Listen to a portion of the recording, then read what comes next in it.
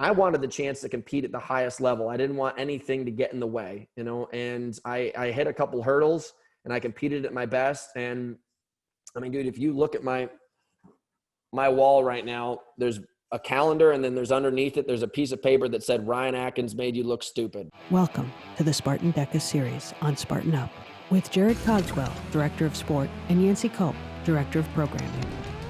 What's up, Spartans? Welcome to the DEKA Series on the SpartanUp podcast. I'm Jarod Cogswell, along with my brother, Yancy Culp.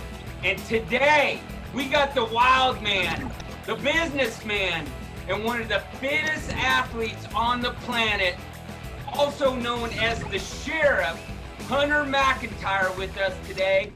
This episode of SpartanUp is brought to you by Gone Rogue high-protein chips. Visit Amazon or GoneRogueSnacks.com and use the promo code SPARTAN25 to get 25% off. Hey, Hunter, we want to talk a little bit about the Spartan Games. That was it was an unbelievable experience, for guys like ourselves, just to watch that group of athletes in all of the different levels of competition, the different genres of athletes. And I think the other thing that impressed the heck out of me, I mean, I've been climbing mountains for the last 30 years, and I remember some of the tough expedition type climbs. But you guys went at it for 4 days and just grueling events and just kept coming back. What do you think from the Spartan Games? What was your biggest challenge that you had to overcome in those 4 days? Can we talk about like actual results at this point? Yeah. On this one.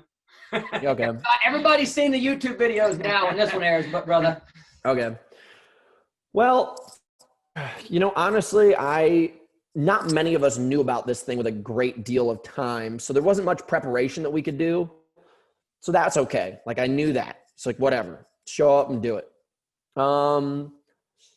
I just knew that the intensity of the emotions that were coming together, that we knew that Spartan Race was going to try to mess with us a little bit. And, there were some things that were going on there that weren't necessarily just so straightforward. It wasn't just like, hey, show up, run this amount of distance. The first person to cross the line is the winner. It wasn't like that. There were some dynamics to it. I'm a very intense person, and when I'm putting everything down on the line, like even driving a Ferrari 200 miles an hour and hitting a pebble could completely derail that car. So that's the way I felt. Like, so some of these little pebbles were getting in the way, and I was like, gosh, like this is making me freaking go nuts. I was like, I don't really feel like I can control this situation. And that was very tough for me, just because, like, we've all been waiting to compete again for such an incredibly long time. It's what we do. It's what we love to do. It's my job, but also it's my passion. And it was the first time I was able to get back out there again. And at points, I just didn't feel like it was like really what I wanted to see for myself, and also see from the competition standpoint. And I think just because I was rusty, it really got to me. Like, I remember at one point, the whole errand thing, what I have done so many times in races is literally kind of, we bump into each other while we're trying to pass. And what I consider to be a joke, but got very, very intense very quickly. And I was like, wait a second, I got upset fast. And I was like, whoa. I was like, what the heck's the point of this? I was like, if anything, I can just pack my bags and go home. It's not that important. Like, the money's not important. My time's like my time and my sanity is more important. But in the moment when they started to get me going, dude, I went from like 0 to 1,000 fast. And I felt bad about that. And I had to remind myself, and I remember saying everything to people at the end. I was like, guys, it was more important for me to come here and just be back with people that I care about than it was for me to be able to compete. And it was more important for me to compete than it was for me to get cash. So I had to look at the tiers of importance of the moments rather than the minute details of what was getting in the way of me winning that moment. So those things were hard, and I should have bought better equipment. I was stupid to expect that a wetsuit that I didn't take care of was going to come in mail in the time. So I should have bought a wetsuit ahead of time. I should have set up my tires tubeless. I should have had equipment with me. And I just had a lot of mechanical issues. And I wanted the chance to compete at the highest level. I didn't want anything to get in the way, you know, and I hit a couple hurdles and I competed at my best. And I mean, dude, if you look at my wall right now, there's a calendar, and then there's underneath it, there's a piece of paper that said Ryan Atkins made you look stupid. That's my fault. That's my fault. It's not the competition's fault. And, you know, ever since then, dude, all I think about is like, I'm going to crush every bone in that kid's body. I'm going to destroy him next time I compete against him. And I have the utmost respect, but if he thinks that I'm going to wait for the next 6 months and just show up like it's a hobby of mine, he's wrong. So I'm becoming a student of sport again. Was that? Typically told me that he out-prepared you. I out-prepared Hunter. Yeah. And that's it. And I'm happy that he's honest about it, at least. I cannot guarantee the win. It was my goal to win. I cannot guarantee that I was going to win, but I think about it, the amount of time I lost in that bike. I mean, I nearly drowned out there in that water. I was so cold with my little, like, it might as well have been, I should have been swimming in a cotton white t-shirt and a pair of, you know, Hanes brief underwear. It was nothing. And people were like, why were you grunting and groaning and going so slow? I was like, I was freezing to death, cold, cramping the whole time. And that's my own fault. I will say, I'm going to back up what I said. I still feel both of you are arguably the two greatest athletes walking the planet. And I literally balanced. My personal opinion is that you're equals. And I want to bring this question up about the Spartan Games. That what are your thoughts on, like, obviously compared, let's get down to brass tacks. If you want to compare it to the CrossFit Games, our bookends were wider at the games. They were simply wider. The level of extreme endurance was there. You know, we had things here that were strength, endurance, a lot of stuff in between. We broadened the bookends. What are your thoughts on, that was year one, but year 4, 5, 6 down the road as it gets cleaner, more polished? What are your thoughts on the importance of having the bookends really wide to find the most well-rounded athlete to ever walk the planet? I think they should be even wider and then more specific. Like, my thought, like at the CrossFit Games this year, to get into the CrossFit Games, they had 6 tests and they were all very, very narrow scoped on one side. And then they had 3, like they had 2 obscure ones. I was like, guys, that doesn't really test anything. They had 3 squats out of the 6 workouts. So 50% of the workouts is your squat capacity. And then this is CrossFit Games. And then they had a row and then like you hold on your hands. I was like, that's just super random. It's like we're playing darts and then all of a sudden you have me play, pool shuffle hockey or something like that. It's like totally random. Then you go into the Spartan Games. I think you guys did a better design of defining overall fitness because it was like really over here and then really over here. But I think the Spartan Games will define a more fit person overall than the CrossFit Games would, where they just specify, it's like, how well can you do ring muscle ups, then walk on your hands and snatch, and then like jog a 7-minute mile in another workout. It's like, that's not that extreme of fitness. They're all maybe JV squad in high level, on national teams, not even international teams for most sports. Ryan Atkins could probably make he's been on the Canadian team for biking. He's been on he could probably be on the Canadian team for running if he really wanted to, going towards like international events. He's that talented. What I want to see in between, if I was designing the event, is instead of a 5-hour bike and then a 6-hour run, I would have done like a 10-hour run and then a 1-hour bike time trial. The threshold and lactic acid that you're holding for a 1-hour bike time trial compared to a 12-hour run, totally different beasts. A 5-hour bike and a 6-hour run, they might as well be best friends, and you just switched out a pair of running shoes for a pair of bike pedals. That's the kind of stuff where I think, as program designers, I know it's your first year, like year 1.0 is always like, what are we working with here? But that's where you're going to start to find these extreme athletes, just like such crazy things. Because where I may all of a sudden, I may be able to hold the same intensity on the bike for 1 hour as Ryan Atkins. And then I may completely tank it. And on the female side, same exact thing. So like, I even think something like we did the hammer slam and then the stone. That's a similar capacity and almost similar movement. You're going from hip opening into hip closing. You know what I mean? That's just the mechanics of those two movements, and they were very similar time domains. I think it's more interesting to see somebody throw a javelin and then all of a sudden see somebody do something like a stone thing. It's totally different. One's an extreme explosiveness in 1 second, even a half a second of a movement, and the other one, even though it's 20 seconds, is a totally different time domain and muscle capacity. We got to bring up the fact. We got to bring up the fact real quick. That now that everybody's seeing this, you are the DEKA Strong World Champ right now. Yep. Yeah. 59. 11:50. I like that. And Hunter, just so you know, like, we had a conversation like someday somebody's going to break 13. And Yeah. and then you went and broke 12. Well, we had one person had broken 13 before that. And we were like, whoa, it happened way sooner than we thought. And then, you had Ryan and Herman and Ryan Kent and all those guys. They ran like 12:30, 12:40. And we were like, dude, that's salty.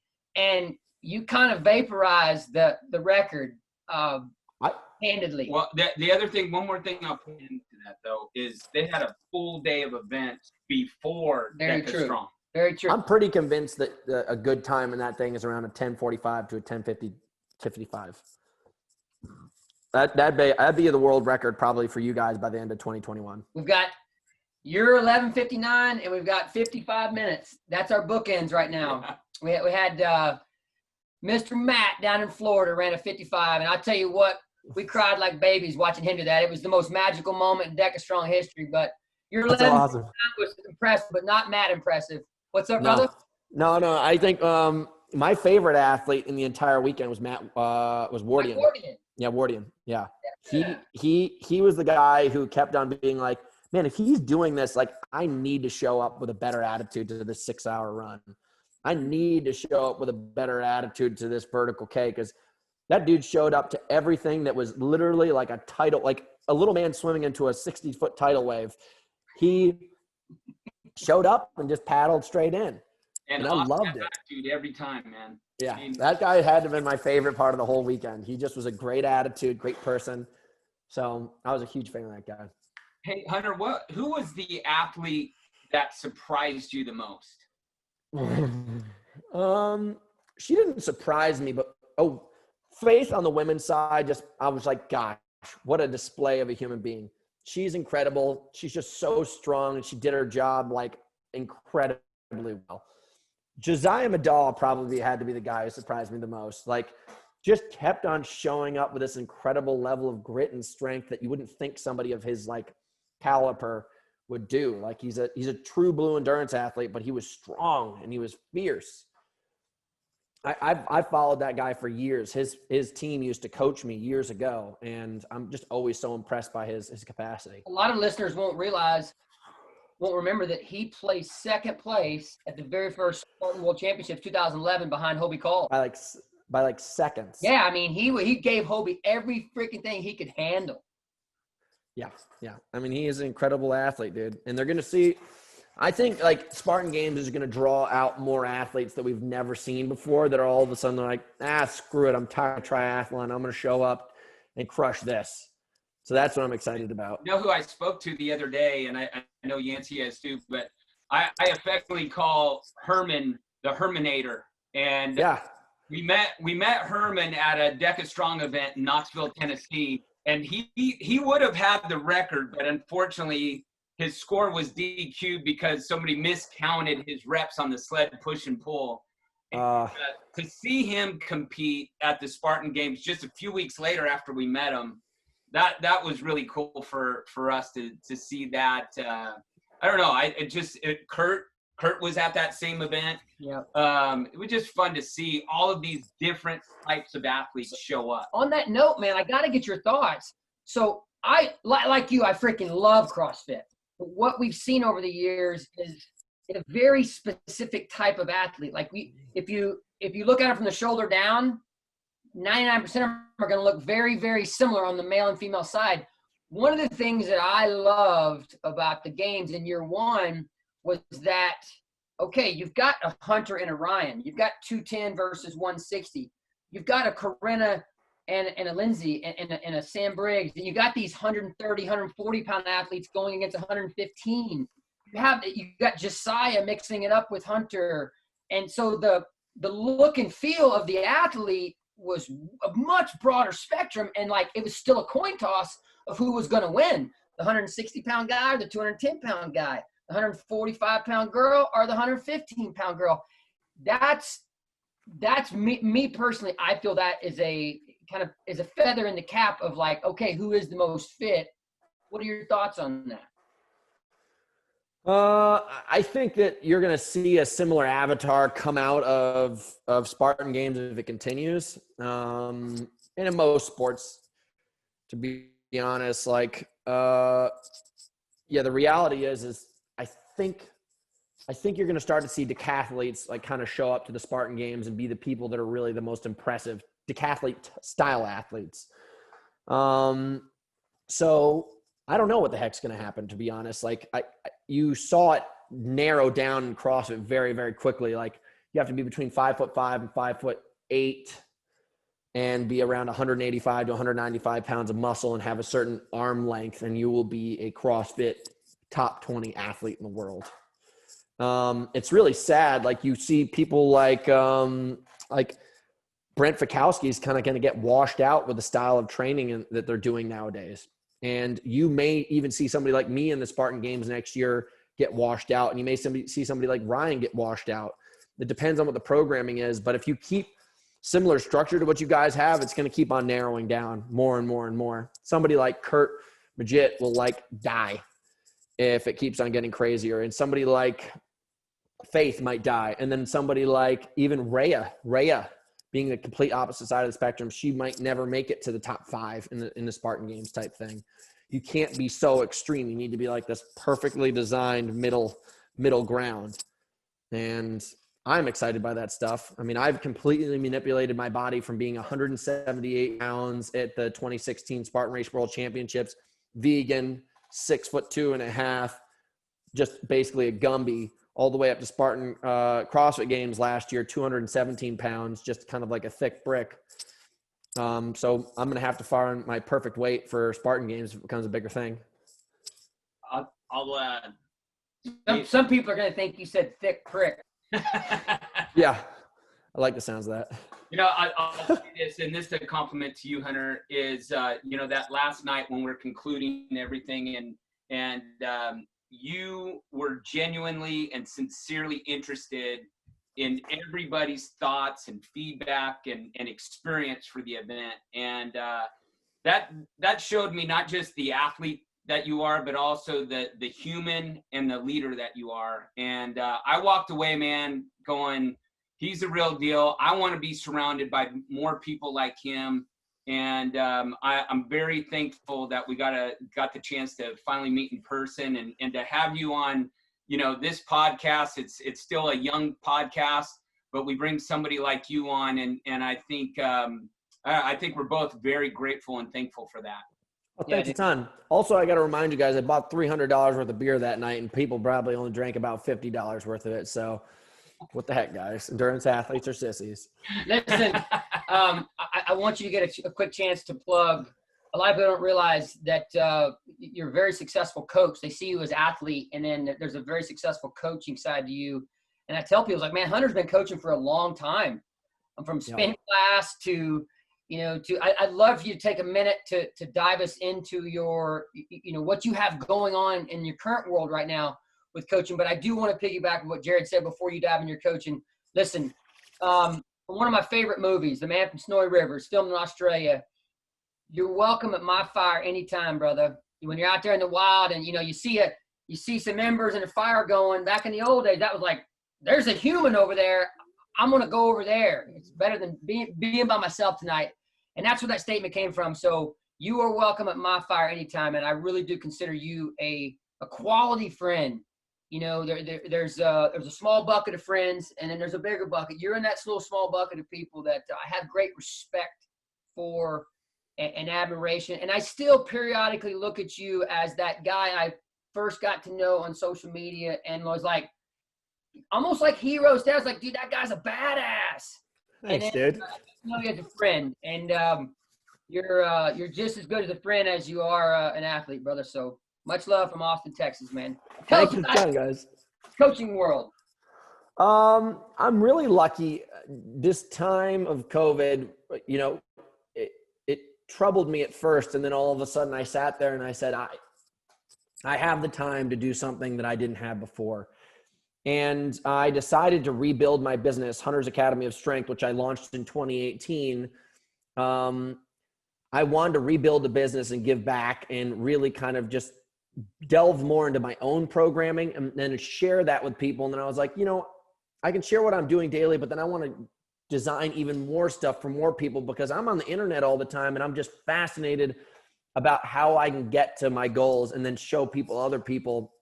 And if you turn this over here, I mean, it's just dozens and dozens and dozens of books.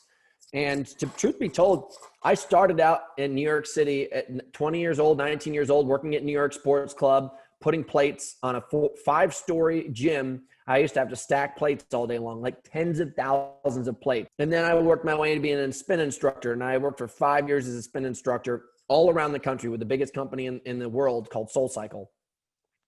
And then I started all of the certifications because I was going to open a gym and teach all people in the entire world how to be the best athletes, the most shredded people. I want to teach movie stars how to have 8 packs, big biceps, big buff pecs, butt cheeks, whatever the heck it was.